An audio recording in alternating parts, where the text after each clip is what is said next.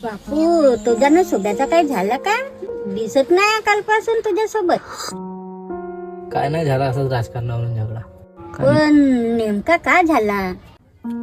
अव तो म्हणत होता संदीप भाऊ निवडून येईल आणि मी म्हणत होतो का गजेंद्र भाऊ निवडून येईल. तो थोडा जास्तच जिद करत होता.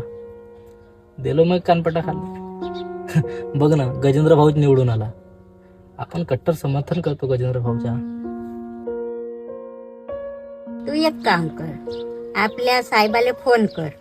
लहान नेराजवळ गाडी फसली आहे म्हणून सांग आणि ये म्हणा, नाही तर कोणा तरी पाठव म्हणा.